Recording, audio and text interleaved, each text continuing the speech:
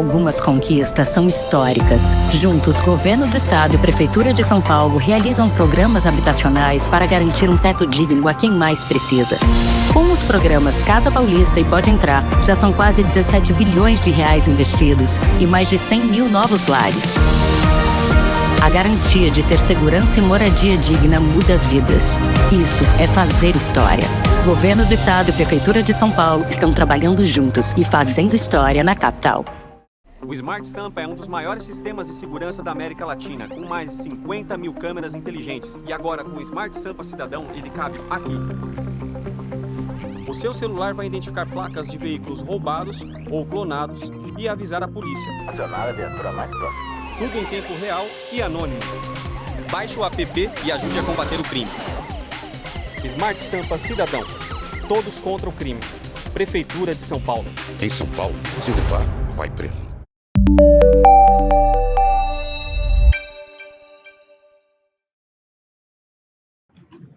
Vocês já me conhecem. Eu sou o Renato Nalini, secretário executivo de Mudanças Climáticas de São Paulo.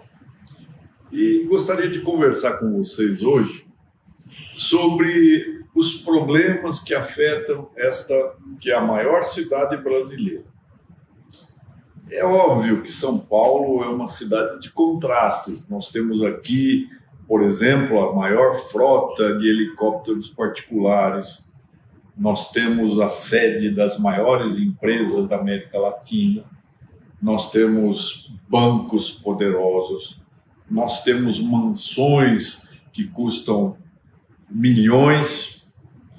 E, ao mesmo tempo, nós temos ainda comunidades muito carentes, nós temos uma legião de despossuídos, nós temos grandes problemas que são próprios às conurbações, né? São Paulo já praticamente tem o seu território emendado com as cidades contíguas. Onde é que começa Osasco e termina São Paulo?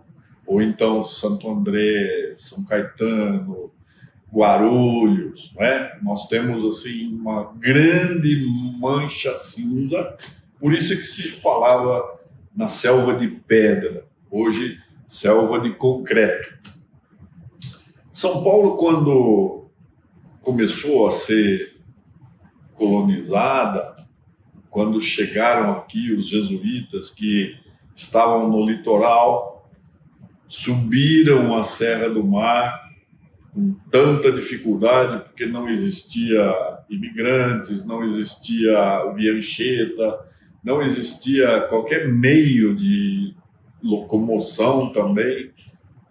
Vieram naquilo que era possível em lombo de burros, né, em muares, outras vezes se engatinhando na grande muralha verde da Serra do Mar.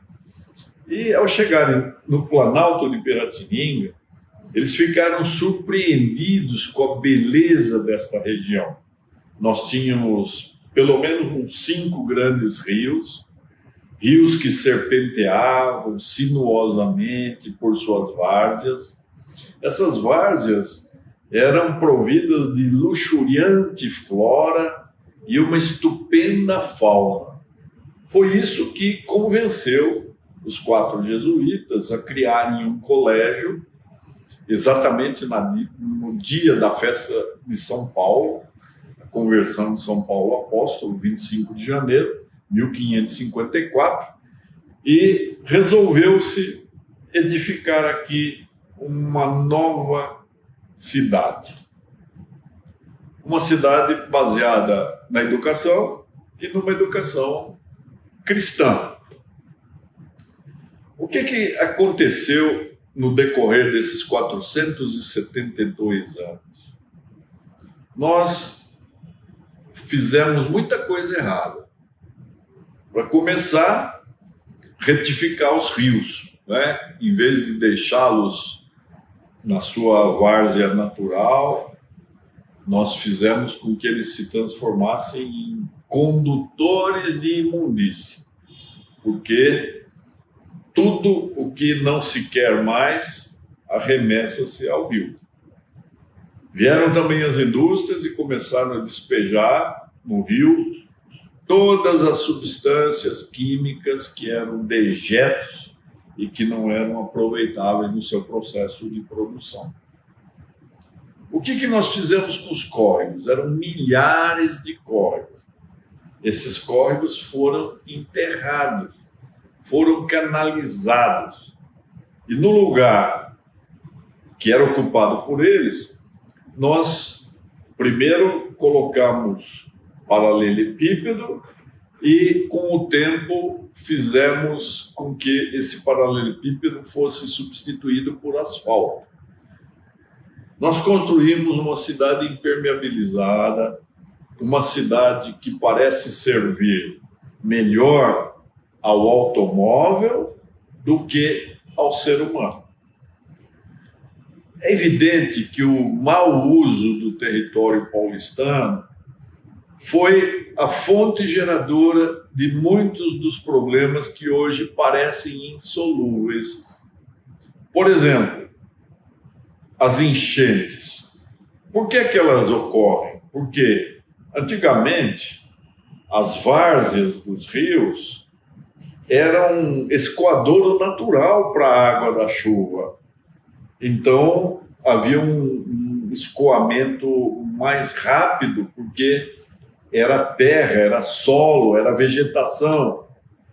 Quando a água cai numa superfície asfáltica, ela ganha força, ela se transforma em correnteza, que causa enchente, inundação, deslizamento, desmoronamento e morte. Infelizmente, nós temos esses fenômenos ainda hoje. A coisa piorou bastante porque, embora haja quem não acredite, nós estamos sofrendo os impactos de uma mudança climática muito séria. Por isso, a iniciativa do prefeito Ricardo Nunes de criar uma Secretaria Executiva de Mudanças Climáticas, para fazer com que essa questão que afeta a nossa vida seja levada a sério por todas as secretarias do município de São Paulo, pelas empresas públicas municipais, pelo funcionalismo da prefeitura. São mais de 130 mil funcionários, servidores diretos, por todos aqueles que trabalham de alguma forma terceirizados ou por empresas concessionárias ou parceiras da administração pública, o que faz com que nós tenhamos um universo aí de praticamente 500 mil de pessoas. Todas essas pessoas têm de ter uma consciência de que aquilo que nós chamávamos mudança climática passou a ser emergência climática. Já há quem chame de cataclismo climático, e esses fenômenos chegaram para ficar. A questão ambiental, a questão ecológica, ela começou a surgir como assunto rotineiro em todo o planeta, principalmente a partir da década de 70 do século passado.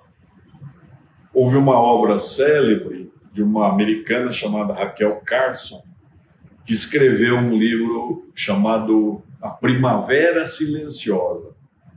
Ela queria chamar atenção para o uso excessivo de herbicidas, de fertilizantes, que estavam matando as abelhas, as borboletas e outros insetos, mas principalmente as abelhas.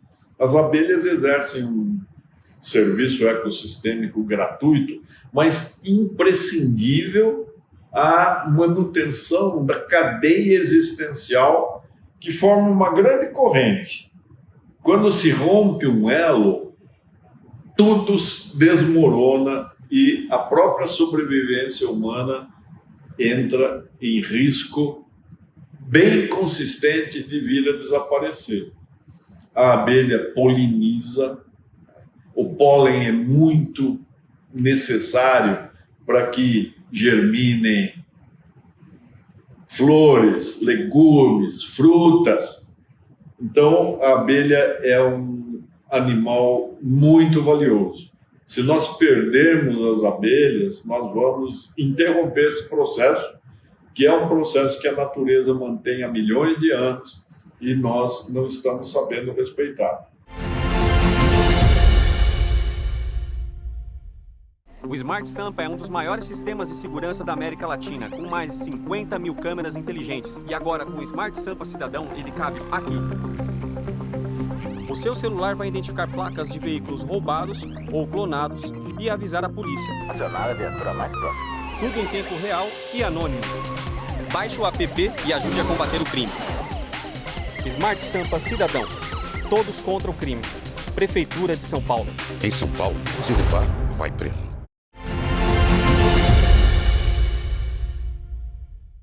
De lá para cá, nós tivemos muitos cientistas debruçados sobre a questão climática.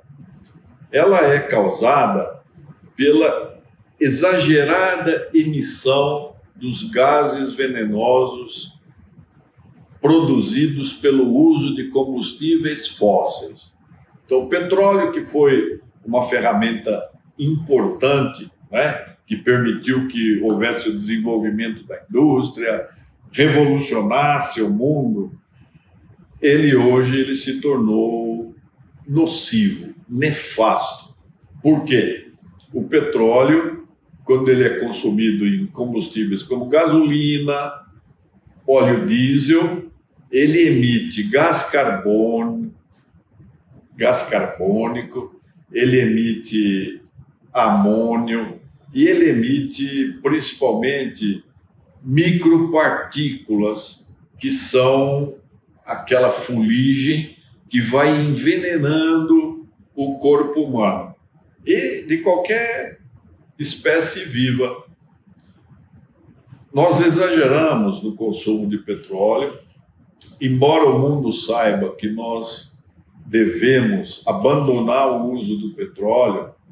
A ambição, a cupidez, a ganância da sociedade humana faz com que nós continuemos cada vez mais a emitir gases venenosos. Como? Primeiro, através do combustível utilizado na frota veicular. São Paulo tem continuamente, qualquer hora, de uma forma ininterrupta, mais de 7 milhões de veículos percorrendo a cidade como um todo. Vocês já viram algum dia a cidade deserta, sem ninguém? O mais próximo que nós possamos ter experimentado isso foi durante a pandemia, mas algo que as pessoas já se esqueceram, né? Cresce a cada dia o número de veículos, e não são veículos elétricos, veículos híbridos. Não, há muito veículo que é veículo antigo e, portanto, não recebe manutenção, não recebe qualquer possibilidade de reduzir menos esses gases causadores do efeito estufa. Por isso, São Paulo tem 60% das suas emissões, dos gases que causam efeito estufa, que geram aquecimento global e que causam as mudanças climáticas, 60% desses gases é produzido pela frota de veículos. Daí a política do município, desta gestão, Ricardo Nunes, de substituir gradualmente a frota de ônibus por veículos elétricos. A eletricidade é a energia veicular menos nociva à saúde pública, não é? Porque os gases venenosos não causam apenas o aquecimento global, eles causam as doenças, as comorbidades, constituem uma causa de morte precoce, prematura, de milhões de pessoas, isso no mundo inteiro, e não é diferente em São Paulo. Todas as grandes cidades, elas são vítimas desses gases venenosos. Então, nós precisamos incentivar o uso de bicicletas, de transporte coletivo, ônibus ou metrô, caminhar a pé sempre que possível, deixar um dia de semana sem carro, só usar quando for indispensável. E tirar dessa nossa cultura popular que ter um carro é uma necessidade, é um sonho. Isso leva muitas pessoas no Brasil a sustentarem um carro que custa bastante, em lugar de fazer tratamento dentário, em lugar de se alimentar melhor, em lugar de um entretenimento cultural. Então, reserva-se o dinheiro da gasolina com sacrifício de outras necessidades muito mais necessárias, essenciais, do que a manutenção do veículo. Nós precisamos também fazer com que a população pense numa causa importante de geração de emissões, que é a produção daquilo que a gente chamava de lixo. Hoje, o mundo inteiro chama isso de resíduo sólido. Nós consumimos demais, compramos às vezes sem ter necessidade, desperdiçamos demais, jogamos muita coisa fora, mas principalmente nós não sabemos destinar corretamente aquilo que nós descartamos. Aqui no Brasil, que ainda é estamos num estágio de desenvolvimento reconhecidamente inferior a de países mais adiantados, que têm uma civilização mais consolidada, bastaria que as pessoas separassem os seus resíduos sólidos em duas frações, colocando aquilo que é orgânico, que apodrece, resto de comida, folhas, tudo aquilo que vai apodrecer e que pode ser convertido no gás biometano, que é um gás diverso do gás fóssil, é um gás limpo, é um gás que não compromete a qualidade de vida, a qualidade do ar que nós precisamos para sobreviver. E, de outro lado, uma outra destinação seria o resíduo sólido, aquilo que não apodrece, o papel, o vidro, o isopor, papelão, aquilo que pode vir a ser reciclado.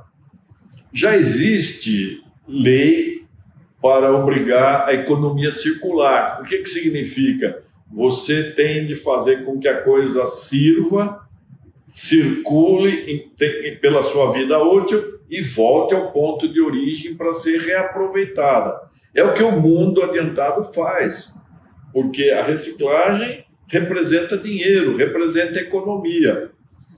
Embora São Paulo tenha coleta seletiva em todos os seus logradouros, não há um espaço na cidade de São Paulo que não tenha coleta seletiva. O que significa coleta seletiva? É o caminhão ou aquele pequeno veículo triciclo elétrico que entra em vielas, em espaços onde não passa um caminhão e vai recolhendo o material desperdiçado de acordo com essa separação. É seletiva porque você separa aquilo que é orgânico daquilo que é resíduo seco. Embora haja essa coleta seletiva, infelizmente, 15 mil toneladas diárias, presta atenção nesse número, 15 mil toneladas diárias daquilo que a gente chamava lixo e que o mundo aprendeu a chamar de resíduo sólido, porque tem valor econômico, um percentual mínimo dessa quantidade chega à reciclagem, porque as pessoas não separam, mistura comida com papelão, com papel, com vidro, e aquilo então é compactado e depositado em aterros sanitários. Os aterros sanitários constituem um passo mais eficiente, mais saudável do que o lixão, embora o Brasil ainda tenha muitos lixões, né? Mas não é a solução ideal. Por quê? O aterro sanitário ocupa espaço que deveria ser destinado a parques, jardins, florestas, lagos, territórios de lazer, de entretenimento, de paisagem. Não. Ali nós temos montanhas e montanhas com camadas e camadas de lixo, daquilo que nós desperdiçamos. Então nós estamos jogando dinheiro fora, deixando de reaproveitar e tornando a nossa cidade, como muitas outras cidades no mundo inteiro, espaços repletos de lixo. Nós precisamos lembrar que há pouco houve o aniversário de 10 anos, o 10º aniversário da edição de uma encíclica editada pelo saudoso Papa Francisco, uma encíclica chamada Laudato Si. Foi uma encíclica ecológica, uma lição para o mundo inteiro, não só para os católicos, mas para o mundo inteiro, saber como tratar a natureza, né? Lembrando como ele escolheu o nome de Francisco de Assis, que foi o homem do milênio. O milênio passado teve como homem símbolo Francisco de Assis, que chamava a natureza de irmã, a lua de irmã, o sol de irmão, os animais de irmãos. Então o Papa Francisco disse nessa encíclica: não existe esse conceito de jogar fora. Quando você fala, estou jogando fora, você está jogando aqui dentro. Você está jogando perto da sua casa ou em algum lugar que vai prejudicar a sua saúde. Então, nós precisamos ter consciência, ter responsabilidade, ter uma destinação correta daquilo que nós desperdiçamos. O ideal seria consumir menos, só comprar aquilo que é necessário, não jogar coisas fora, não descartar, desperdiçar exageradamente, e depois aquilo que é inevitável que nós tenhamos mesmo que jogar, desperdiçar, que nós descartemos corretamente, separando aquilo que apodrece daquilo que não apodrece. Não é que o mundo já tenha resolvido isso, muito longe disso, né? Quando foi realizada a COP29 em Baku, no ano de 2024, nós participamos de um debate com entidades que apuram a quantidade excessiva, surreal de desperdício de comida. Falou-se, então, que a cada dia o mundo joga fora 1 bilhão de toneladas de comida manipulada, o que é algo cruel quando você pensa que há milhões de pessoas passando fome. Vejam que a nossa atitude individual, ela pode ou aliviar as enfermidades da Terra, ou ela pode agravar. Nós podemos piorar a atmosfera terrestre se nós não soubermos destinar corretamente o nosso lixo, né? Lembrar que lixo agora é resíduo sólido. Lembrar que existe economia circular e que existe logística reversa. Ou seja, quem produz alguma coisa que tem uma duração finita, uma duração temporal que vai terminar num determinado período, tem a obrigação legal de fazer a destinação desse objeto que já não tem mais valia para aquilo que foi criado. Isso é uma responsabilidade da indústria, o reaproveitamento do material que foi utilizado para fabricar aquilo que a indústria produz, e com produto com o qual ela obtém lucro. E o lucro é legítimo, mas ela tem que ser responsável por aquilo que produz quando ele já não servir mais à sociedade. Além de tudo, nós precisamos tentar repor na cidade de São Paulo, principalmente, mas isso vale para qualquer cidade do mundo, não só do Brasil, repor aquilo que nós subtraímos da natureza em forma de desmatamento.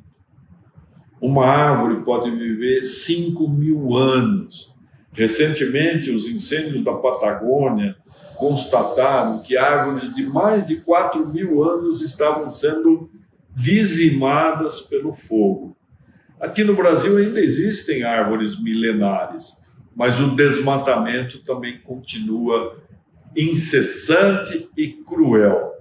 E São Paulo perdeu milhões de árvores. A Secretaria Executiva de Mudanças Climáticas tem feito plantios contínuos, conclamando a comunidade a se interessar pela árvore, a amar a árvore, a cuidar da árvore, a colher sementes, fazer mudas, formar viveiros, plantar essas mudas, fazendo com que a cidade se transforme o mais possível num jardim. Uma cidade verde é uma cidade saudável. Se nós plantarmos árvores, nós teremos menos necessidade de internação em hospital. A árvore equilibra o regime de chuva e faz com que a chuva seja aquela chuva saudável, benéfica, não aquelas tempestades que despejam sobre a cidade impermeável toda a quantidade de chuva que corresponde a 1 mês ou 2 meses da média histórica. Vejam quanta coisa a cidadania pode fazer pela cidade. Escolha alguma coisa para você também participar dessa luta. Não é só para você, é para as novas gerações. Nós temos sido inquilinos muito perversos, não estamos respeitando a natureza, nós estamos tratando o ambiente como se ele fosse um inimigo. Não, ele é nosso amigo, a árvore é nossa amiga, a água é nossa amiga. Nós não vivemos sem água e nós não podemos viver também sem árvore. Podemos viver, sim, sem petróleo. Podemos sobreviver sem carro, mas não podemos sobreviver sem água. Eu espero que isso sirva para que cada um pense o que pode fazer pela sua cidade. No momento em que a cidade tiver uma comunidade atenta, carinhosa, que cuide dela com muito amor, nós vamos assegurar uma qualidade de vida incalculavelmente melhor do que aquela que nós temos hoje. Eu conto com vocês.